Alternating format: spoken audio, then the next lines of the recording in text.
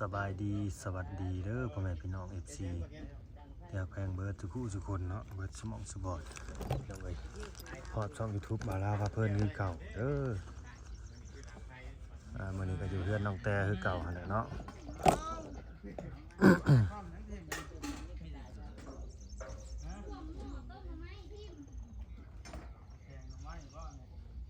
หลังจากที่ผ่านไปวันหนึ่งเนาะเมื่อวานเขาขึ้นเรือนใหม่มื้อนี้ก็เป็นมื้อที่สองเนาะเดี๋ยวจะไปสอบถามน้อง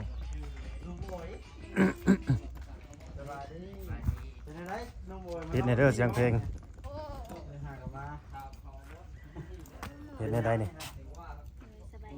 คือเสียงข่อยแทบไม่ทันได้กินข้าวบ่กินแล้วเมื่อคืนได้นอนอยู่บ่เมื่อคืนนอนหลับบ่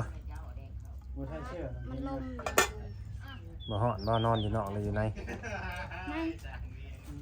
ไม่ ไปหาหน่อไม้แต่เช้าแท้ อ้ายไป เอา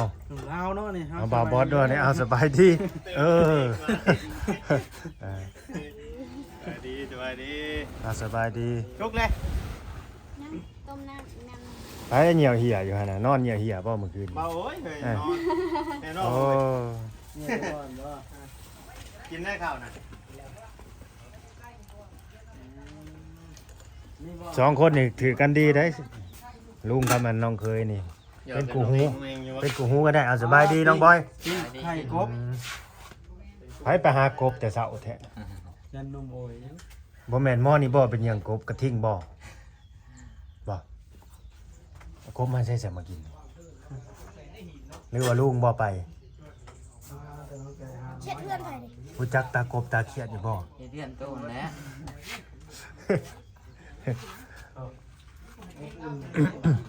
นมมัน โอยบอก โอยมา อืม มีโอยหนุ่มทิ้งหนุ่มบ่อย3 หนุ่มเลย3 หนุ่มทุกวันเดียวเลย นั่น บั มี ด กวานน่ะ ใส่เกลือเลย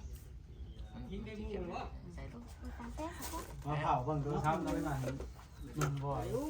อาไปทำปุ้งไป เปลี่ยนไป ฮะ สบายดีดิหนุ่มโอยนี่ คนหล่อ โอ้ เนาะ ยนี่เดิน ว่า ขนาด จะไปหัวร้อนหน้าลุงเด้อเจ้า บ่ทันได้ล้างหน้าบ่ยังรอสำนี้บ่ แม่น อ่า เฮาหนาคือเฮาฉัน โอ้ยทิ้งไปนุ่งเสื้อไปกลับไปมันถ่ายบ่ได้ได้นี่มันสิทุบสิปิดฉากแล้วได้เบิดนี่ได้นี่บ่ได้เห็นชุบอ้ายได้บัดนี่ ปิดบ่หมอนี่ก็ดิ โอ้ยเด็กน้อยเนาะ ตัวนี้แล้วแต่ ใหญ่ขนาดยังสิปิดบ่เฮ็ดหยังอันนี้นั่งได้ไหมนั่งลงได้ไหมนั่งนำกันเลยเฮ็ดหยัง ใหญ่ได้ว่าผู้ใหญ่เพิ่นสิบอกเด็กน้อยผู้ใหญ่สิ สิถ่ายกินแกงหน่อไม้ เฮ้ยบ่บ่ล่อมาแบบบ่ยอมเอารถมาเจ้านี่เนาะให้ ไม่ได้ ได้ ถ่าย ลาก แกง มา ไม้บ่ ตั้งเช็ดก็ไม่อะดีเนาะว่านี่ว่าเฮ็ดขี่รถใหญ่มา น้องบอย ว่านี่ว่าไปชื่อน อนหลับบ่เมื่อคืน แฮดบ่ให้ ฝันดีบ่นอนเดือนใหม่ แจ็คลงความฝัน ลงความฝันอีกลุงบ่ได้มานอนนำบ่เฮือนใหม่ ถามลุงเร็วลุงพันยัง ฝันเดียนเช้ายัง เอาได้ว่ามานอนนั่นอุ่นเฮือนน้ำนองน้ำนุ่งเฮือนใหม่ได้ขึ้นเฮือนใหม่ มานอนนำกันนั่นแหละเนาะ นอนครับนอนคูนนำกันจะคืนหนึ่งก็ได้หรือว่า3คืน นอนต้องนอนคนละบ่อนใดเนาะเขานอนกับเมียเขา นอนเอาเลิกงามยามดีเด้ โอ้ยหนุ่มโสดคืนเบานี่แล้วนอนอยู่กลางก็ได้เนาะครับบ่ครับเปียก แม่น ว่าจะต้องทิ้งได้ขนม เราต้องไม่ได้ใส่ดิแบบนี้ล่ะไปนั่งมัน ใส่แกงลูกไม้หรือว่าถ้าต้องเผาใช่ นี่แหละ หายก็เบิดแล้ว ได้เวลานี้ เอ้า แบบบ่มีปัญหาเลยก็เนาะเวลาเรื่องปกติเลยเนาะ แม่ย่าแม่น้องบอยนี่ บ่มีเรื่องแน่ทุกข์ใจในกะฮ้อ ไป น อยู่ไปอาบน้ำบ่ได้ ระวังเนี่ยน้านี่พี่อยากแท้เลย ไปไปซื้อบ่หรือว่าไปเยื่อง เนี่ย ไปเยื่องอยู่ไสน่ะ จักนะลุง โอ้ลุงไปเยื่อง โอ้ยง่ายเลยให้น้อยอยู่ไรเนาะคือ ให้จนหวานกิน เป็นบ่กล้ากินบ่ ใช้กบใหญ่น่ะ ไม่ถูกนะ กิน น้ำกบฝรั่ง มันเป็นเยื่องอยู่ในตลาดบ่จักอันนี้น่ะ กบฝรั่ง คือสิได้ตัวใหญ่แท้ ปิ้งมื้อเช้าเองตัวใหญ่ บ่ กล้าเห็นว่านี่โอ้ยแล้วสิ อ๋อสรุปพากันกินข้าวเช้าแหละเนาะบ่ตั้งแต่ แจกกับน้องเคยแล้วนี่ กินแล้ว แล้วเดี๋ยวลิฟต์หัวเนาะลิฟต์หัวจะได้หลังเงินจาง เอาบ่สิได้ดี เอาไว้ได้เลย อยากกินน้ำซะบ่ฮะอยากกินน้ำเย็นซะบ่ เดี๋ยวเย็นกัน เวลาจังกินน้ำเย็นเนี่ยค่อยสิกินตอนนี้มันบ่ทันได้สวยเนาะมันบ่ทันได้แดดบ่ทันได้ร้อนแล้วจังกินตั้งแต่กินน้ำเย็น เครื่อง เพราะว่าแม่อัน เอามามาปลูกพัก ข้าวเย็นเด็กหลายคนนะเห็น เครื่องปลูกพักอยู่ใส่ดิมีเครื่องเพื่อนเบาเล่า เราเองเคยไปพูด มีอะไรแปลวเลยนะ ให้เบาเล่าแล้วเอามาให้ ปีช้าง มี เพื่อน รถเด้สะ เด้ให้บักงามติงนี่ไปเอามาให้เด้อทิ้งเอาเพื่อมาให้แต่เด้อ เพราะว่าน้องสิบ้าน เกิด พั ไว้ ก เบื่อแล้ว น้องสิบ้านพักเลยสิเอาเครื่องปลูกทางหน้ามานะเบา บ่ เล่า ได้งานบ่ได้วางยาพลบอกเกิดได้มันเน่าจะแล้วกันฝนมันฝนบ่ดีนะมันฝนดีแต่มันเน่า โทร ไป มา เลย หาแล้วเมื่อวาน มันบ่ออก เป็นเราเป็นอยากเล่นเรื่องเอาหมอมาในแต่ว่าทางคำตอบจากไหนก่อนใหญ่เป็นว่า เอาเรื่องว่าทางมาแจ้งเรื่องไฟบอก สิ่งที่เราคอยกันนั้นเข้าใจ แม่นี่บ่เข้าใจกัน ทางก็ สาวเรียงไป สิ ไหน เจ้ามาหุงเนาะ ว่าไปพลาดเราต้องได้ บ่โลเขาเจ้าโลเท่าใดเด่น ข้าวเจ้า เจอหน้านุ่งเชื่อนุ่งยังมาเด้อบัดนี้เด้อ โลละ20,000 2,000 2,000ผู้ได้เขาเจ้าแพงไหน สร้างโอ้ย เปลี่ยนใหม่แล้วบ่เป็นสร้างโอ้ย บอกเรียนใครว่าอะไรสมมติว่าคนจ้างคุณของน้ำเนาะ เอาเป็นนั่นคือว่า สร้างคุณห้องน้ำ แบบว่าผมมีผู้มาพูดของน้ำนะสมมติว่าคิดว่าผมมีผู้มาพูดจะให้จ้างโอยและขุด จากก็สร้างบอยว่า แม่จ้างโอยกับจ้างบอยได้ จ้างทิ้งเพิ่มเด้อ เอาตีคิวอีกบ่ โดยสบายดีแล้ว ไปอัน คือว่าอีแล้วอ่ะ FC เว้นเลย รอบกวนนั้นย่านเชียงเถือกที่ชื่อและหนุ่มทิงนะ ว่าแล้วสมมติคุดแล้วก็ลงไปตักแล้วนุ่มทิ้ง เงินหัว นี่แหละเกินดีกันแล้วก็หักแพงกันไปนี่ยิ่งนู้หัวมวน FC หรือว่าชุมอ้ายกับมวนน้ำเนาะ เขี่ยวถามเด็กเล็กแต่เช้าผมมีแต่ว่าจำมาได้ พันบ่ คิดเฮ้ยคิด คิดไหม ที่ผ่าน บนนะลืม แม่นจะบ่ได้นอนบ่จักนอนเทินใหม่ เฮ้ย บ่ลื่นบ่ บ่ลึงเด้บ่ลึงบอล ลังเล็กลังแม่นเล็กน้อยก็ให้นะลังบ่นอน เปลี่ยนบ่นอนนี่อันนั้นได้ไผปลูกผักน่ะผักไม่ได้ใช้น่ะ ลัง ลัง นี่ ไปเอาทำไมนะ ของภาษาลาวเฮา ต้องหาแนวอ้อมไว้ ลังหรือลัง ลังบ่เล็กน้อยให้ ลัง เขาง่ายบ่นอนนะ ลังลังหมายถึงปูนหนังข้างหลังอยู่ข้างหลังนะ เอาดิสิเป็นช่างเลี้ยงก่อนเอาเลี้ยงพาช่างเลี้ยงมาเกี่ยวกับที่ เอาแต่นี่แหละคือเป็นภาพที่ผู้รักผู้ใหญ่เพิ่นอยากเห็นแบบนี้เนาะ แม่น เพราะว่าเพิ่น ๆ เฮ็ดเพิ่นสร้างให้ทุกสิ่งทุกอย่างเลยอ่า เมื่อวานนี่คือเห็นหอมแก้มกันบ่ นิสัยอีก ว้าวก็เห็นในคลิปบ่เห็น เนาะ หอมแก้มกันเมื่อ ก็ วาน จะซื้อ ก็ได้ชื่อบ่บ่ได้แม่นหอมบ่ โบน่ะ ข่อยก็เว้าหยอกเจ้าชื่อ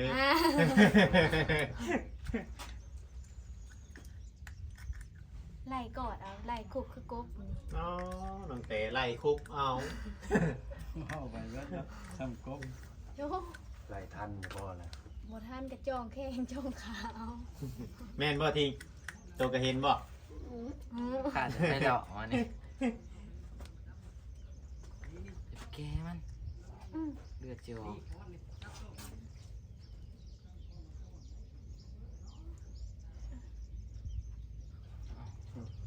ทางนั้นก็เตรียมลังกลางผ่านหลัง จังไผอยู่ตัว เละเนาะ เอาหาแนวมานั่งก็ได้เห็นบ่ ก่อนบอกนี่ได้บ่เล่า ต้องเฮ็ดเตียงไว้ต้องเฮ็ดตั้งนั่ง คือได้เนี่ยนี่ฮะ วมาห้องบอกเป็นชื่อเท่าไรนี่ตั้งแต่เจ็ดร้อย 300หาบอก 350 350 350ก้อน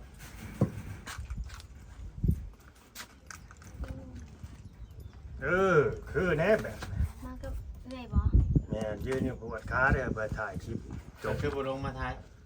บ่ สิไปทางใดโตมัน ผมบ่ได้ไปให้ดอกเพราะว่ายายน่ะเพิ่นสิมาเวท เป็นยังบริการบอก สิกรรมมื้อนี้โอ้ลาวสิมาแต่ปากเซ่ว่าจะสิมาฮอดจังโมง รถตัวเองบ่บ่เบิ่งเด้อแม่นรถตัวเอง ก็เป็นขับรถไวคือหยังนี่พวกมันโชเฟอร์รถตู้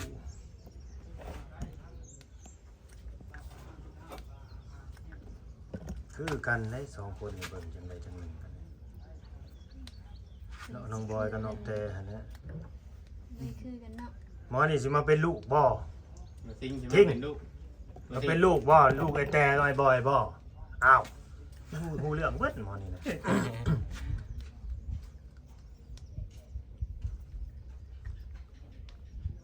ยินเสียงหมอประตูบ่ว่าใครก็รู้นะบ่นะแม่นนั่งกุ๊กแล้วบ่ ได้สิแกงหน่อไม้นะน้องแต่บ่หรือน้องบอยเอาแล้ว นั่น จันครับ หั่น น้องแต่บอกครับเบิ่งในหมอละบัก22เขาอ่ะ บางเถิง ว่าน้องแต่เอาเลยตั้งไว้ ได้บอลแล้วบ่บาดนี้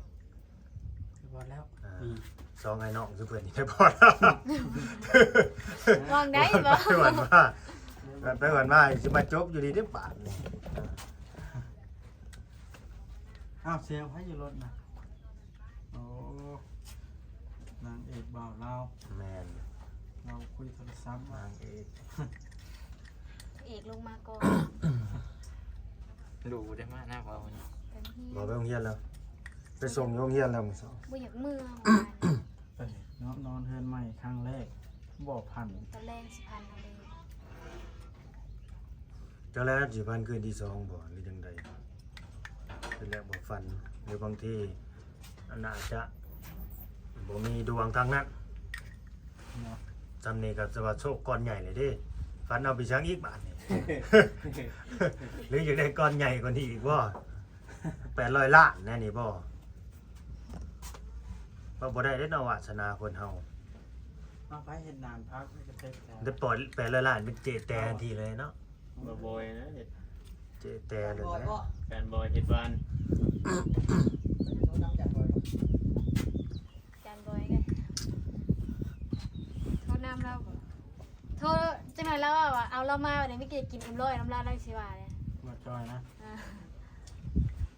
เขาอยากใช่แล้วไปชื่อพูนชื่อมุเชฟเนาะ อยากประสดเราเนี่ยน้อยนึงบ่ซื้อตัวเองก็เข้ามาอยู่เอาผู้ซื้อเข้ามาว่าติ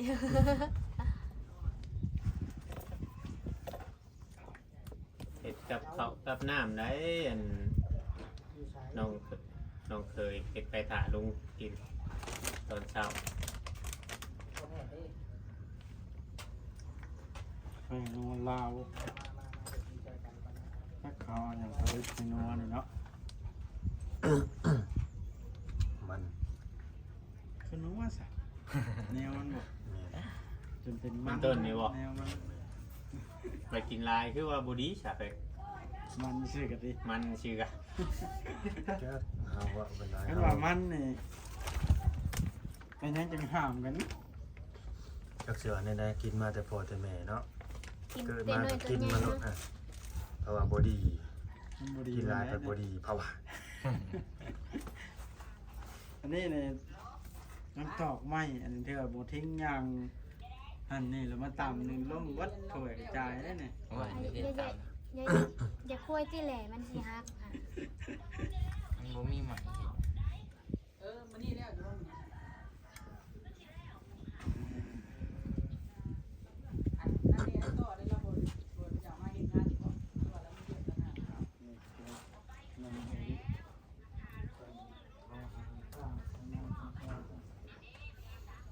เมื่อคืนนี่ได้อันโทรมาอยู่ว่าทางแม่เจ้าน้องบด โท โต เป็นว่าในไร กับบ่ได้ว่านั่นได้ เป็นว่าโบต้องมาเด้อบอกนะเป็นว่าในใดบัดนี้เว้าใหม่นะบอก ก็บ่ได้ว่ายังไงนะก็เดียวนะก็ว่า เว้าคำเดียวแล้วก็วาง แม่น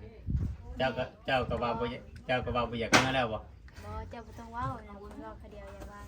น้องนี่บ่อยากเว้าน้องน้ำเมยเว้าว่าแนวนี้ ฝนตกแล้วอาบน้ำมานี่ ให้นุ่มโบยอาบน้ำก่อน เห็นบ่เนาะ น้อง เพิ่น เค อาบ ย น้ำฝนต น้อง ก เคยแซวบ่หรือว่าไผอาบน้ำแล้วฝนตกนะ นี่มื้อนั่นนี่มื้อมาน่ะพอดีลูกอาบน้ำแล้วฝนก็ตก คือมาได้ตอนแรกกันบอก เคยก็เลยว่าจะอาบได้ว่าฝนสิตกกับมื้อนั้นน่ะทิ้งเนี่ยได้อาบน้ำได้มื้อนั้น นั่นวะ เนาะทิ้งฝนก็เลยตกเนาะทิ้งเนาะ นอนอยู่ใช้มาทิ้งนะแจ้งเลยมาบอก นี่ก็มื้อวานนี่แหละจะเพิ่นไปที่ใดช่วยกันมา เก่ายังกินยังบ่เบิดยัง การครบตัวเก่ายังกินอยู่วะ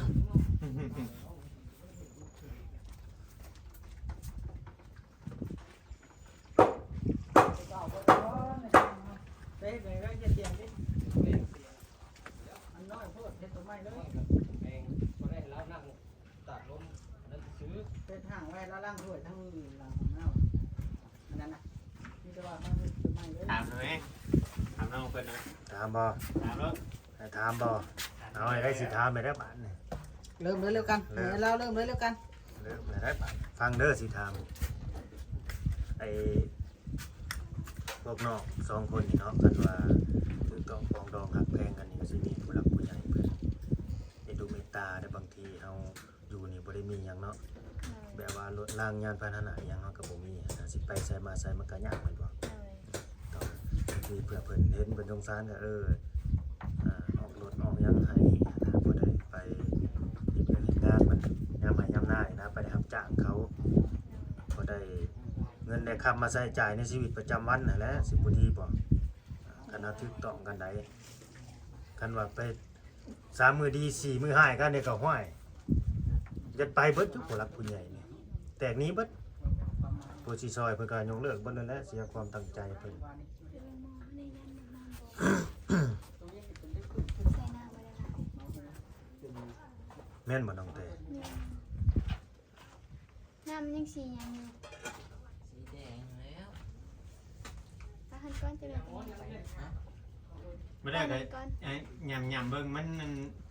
บ่คงกะจืดแต่น้อยเนาะ แนวมันเลย เอา สีแดงคงก็ได้เป็นแซ่บ ผมจะ ได้ หน่อย ได้ เนาะ กินอิหยัง กินกบเลยนี่ คือต้องเอากบไปล้าง คือ เนี่ย คนแถวนี้เนาะเขาบ่ อาบน้ำมา บ่ได้มีหา อาบ มี น้ำ นา มาในน้องบอย มีกินเนาะ มีแต่หาหับจ้างกินได้คนแถวนี้ ได้นะบ่ เพื่อน ก็มีกิน 3-4หลังแถว ตู้ นี้นะ เน่าเนี่ยเขาไปตีกัน บ่มีหายมีนามีแต่ไปตัดอ้อยปลูกมันกวนมันเนี่ยนี่แหละ แต่แถวนี้นะเนาะ แถวนี้นะมีแต่ไปหับจ้างกิน รับจ้างกินไปตลอด เขาเจ้าบ่มีหายมีนาพี่น้องเอ้ยนกแต่ก็คือกันนี่แหละเอามาอยู่นี่กับผัวนี่ก็ดี แม่นแล้ว ได้หับจ้างกินคือกันนั่นนะ อาชีพรับจ้างตัดอ้อยแต่ก็น้องเด็ก มันยึดติดอาชีพเก่าอีกว่า มีเทปเนาะเปิดเทปพังบอกขึ้น ใครอยู่ดองยังหนุ่มยังน้อยยังหันยังแห้งอยู่ต่างแต่ว่าน้องเพิ่นก็หักบ่สมบูรณ์เท่าใดนี่แหละต่อไปมันก็สิแข็งแรงขึ้นอยู่ว่า เปลี่ยนเชื่อแล้วบัดนี้ ยังเจ็บยังคัดอยู่ป่ะ แห้งผ่านไปเลยนะ มันคันอยู่แต่บ่แห้งมื้อใดฝนตกข้างห้องพูดมันปวดแห้ง มันตกผ้าห้องเนี่ยปวดมันเท่ากับผมมีความหูคือกันเนาะบ่เคย เขาสงสัยว่าอากาศหนาวแล้วเล็กมันเย็นในเราเนาะ สงสัย เขาว่าจะไปขั้นฝ่ายช่วยกับจันบอยบ้าน ยันแม่น ขั้นฝ่าย เล็กมันเย็นและมันปวด คนตะบดตัวเองเอาพอเวฟแบบล่างไปเลยคือเสียนะเป็นคุยกับแฟนจอยก็เร็วช่วย ไปใช้เอกมาเนี่ย เปิดมาแล้วเปิดแล้ว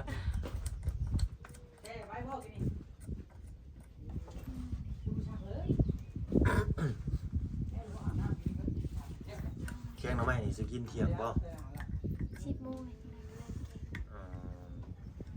ไปซื้อเฮ็ดมาใส่ เฮ็ดอยู่ใส่ห่านเวียดนี่บ่ แม่นเฮ็ดเค็มมา อ๋อไผสิไปซื้อให้บัดนี้ นี่ใส่เนี่ยไปบ่ไปเนาะเนาะไปน้ำกันเนาะไปผู้เดียวได้จ้ะเฮ้ยบ่ไป เคยตั้งแต่มานี่ยังได้ย่างไปแล้วบ่แถวกลางบ้านนี่น้องบอย โอ้ยน้องเคยไปแต่แล้วมันผ่านไปแต่มาตะมีดพุ่น หลอกคน อ๋อรอเบิ่งบ้านต้องมังแง้ว แต่ค้าเพิ่นดี ทุกซอกทุกมุมเลยบ่เออ ย่าง รา กิน คา มา ดี ทัน ผู้ เพิ่น อ้าวบัดเพิ่นเว้าเนาะบ่เราบัดคือน้องเมื่ออยู่พุ่นตอนช่วงงานขาน้องยังบ่ได้เป็นหยังกะ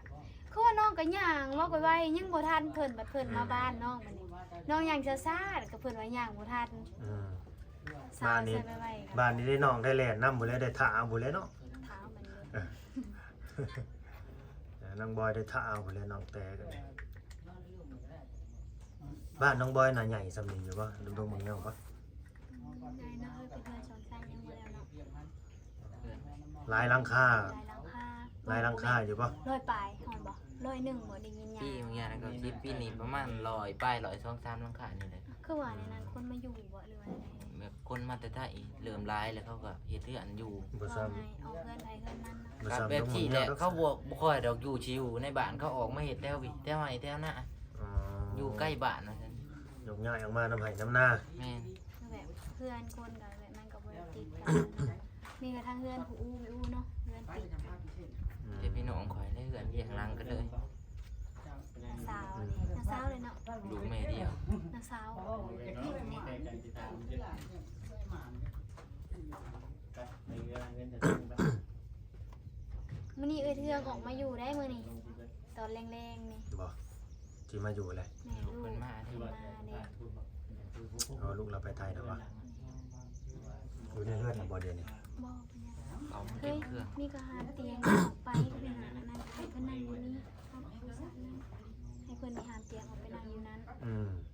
เอาไปจุกุเนาะมันจังโลกแน่ แม่ พี่น้องเอ้ยเฮาก็สิได้จบคลิปไปซะไปเลยเนาะจะได้ก็เป็นกำลังใจให้เด้อพี่น้องเอ้ยเนาะเป็นกำลังใจให้พวกน้องเพิ่นเนาะก็ดีอกดีใจนำมาแหละที่ได้เห็นภาพความอบอุ่นหักแพงกันพี่น้องเอ้ยเนาะ FC ผู้หลักผู้ใหญ่เพิ่นก็จะเห็นภาพแบบนี้แหละเนาะถูกต้องปรองดองกันเนาะก็ขอบคุณ FC ที่เข้ามาเบิ่งมาชมเด้อเนาะถ้าเกิดว่าผู้ใดเข้าเบิ่งมาชมมีจุดประสงค์เนาะอยากให้บ่าวเราเป็นสะพานบุญให้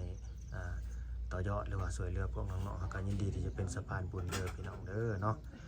ก็อยู่ดีแม่งหักแพงแบ่งปันกันคือเก่าเนาะไว้พอกันใหม่ EP ต่อไปเด้อพี่น้องเด้อสบายดีน้องๆโดยสบายดี